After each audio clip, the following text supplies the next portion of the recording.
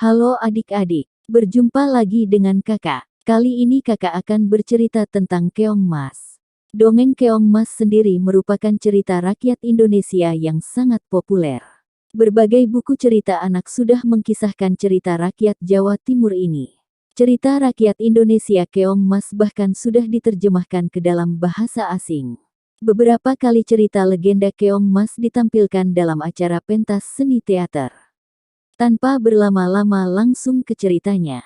Pada zaman dahulu kala, hiduplah seorang raja yang bernama Kertamarta. Ia memimpin sebuah kerajaan yang sangat indah dan megah. Kerajaan tersebut adalah Kerajaan Daha. Raja Kertamarta mempunyai dua orang putri yang cantik, Dewi Galuh dan Candra Kirana.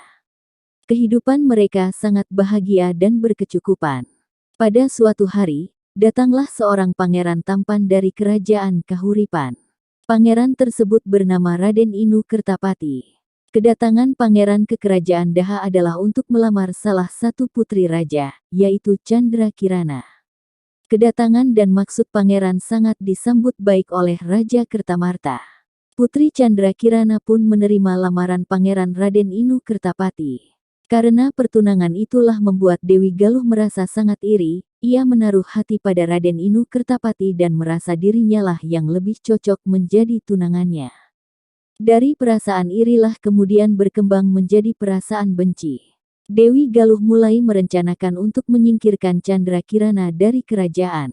Lalu suatu hari, secara diam-diam putri Dewi Galuh pergi menemui seorang penyihir jahat. Ia meminta bantuan kepada penyihir untuk menyihir Candra Kirana menjadi sesuatu yang menjijikan dan Pangeran Raden Inu menjauhinya. Ia pun berharap menjadi pengganti Candra Kirana sebagai tunangannya.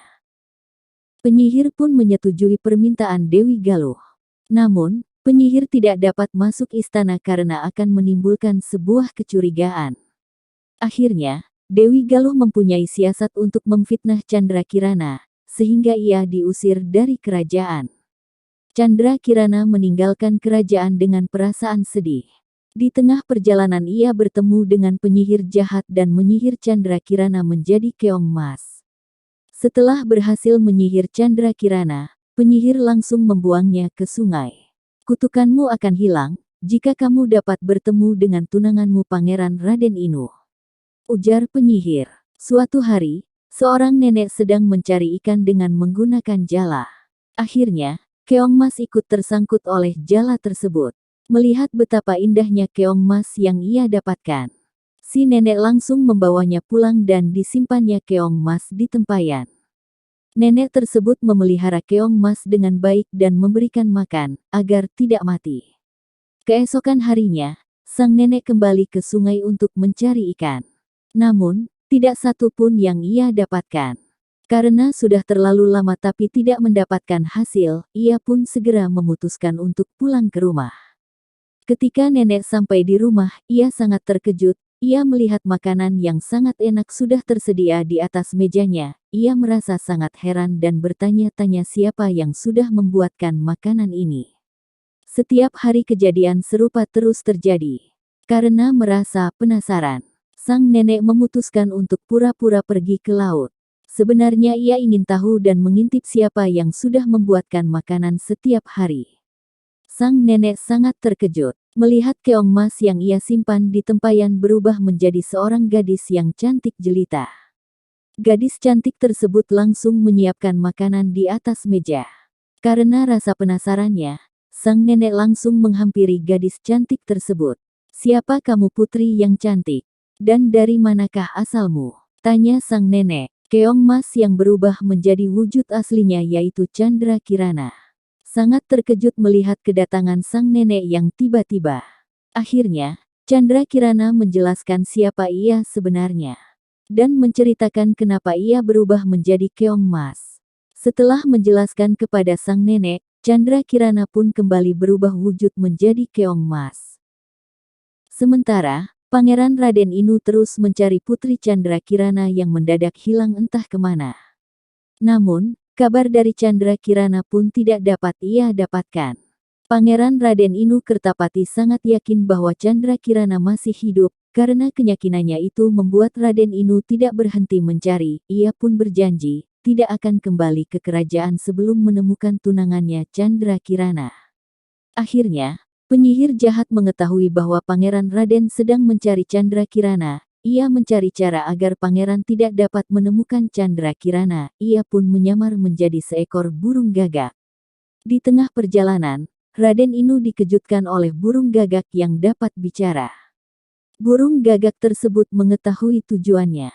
Pangeran yang merasa senang dan menganggap burung tersebut tahu di mana keberadaan Chandra Kirana, ia pun mengikuti petunjuk yang diberikan burung gagak. Padahal petunjuk jalan tersebut salah. Pangeran Raden mulai kebingungan dengan petunjuk yang diberikan burung gagak. Di tengah perjalanan, ia bertemu dengan seorang kakek tua yang sedang kelaparan. Ia segera memberikan makanan. Ternyata, kakek tersebut adalah seorang kakek yang sakti dan menolong Raden Inu dari burung gagak. Kakek memukul burung gagak dengan tongkatnya dan tiba-tiba burung gagak berubah menjadi asap. Kakek tersebut memberikan petunjuk jalan.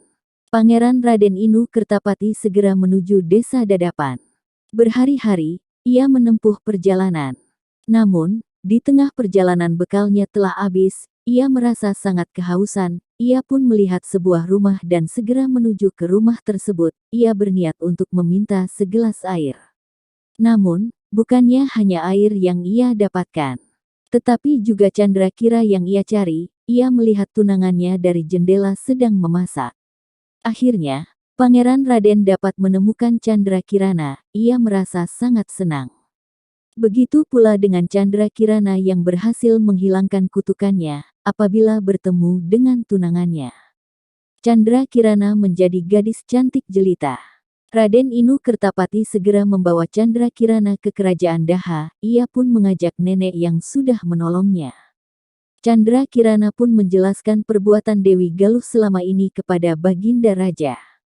Akhirnya, kejahatan Dewi Galuh terbongkar. Dewi Galuh mendapat hukuman atas perbuatannya itu. Namun, karena merasa takut akan hukuman, ia melarikan diri ke hutan. Sementara Baginda minta maaf kepada Chandra.